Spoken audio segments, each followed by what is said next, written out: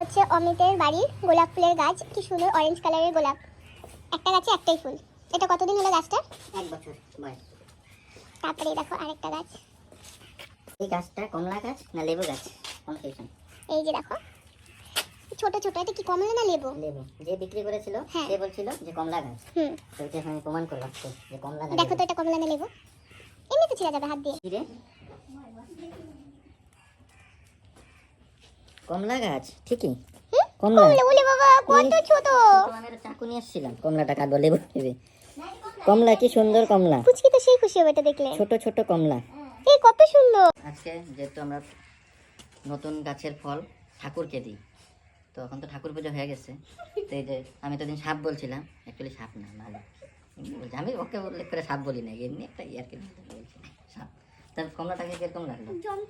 এই জন্যই তো তোমাকে দিছি।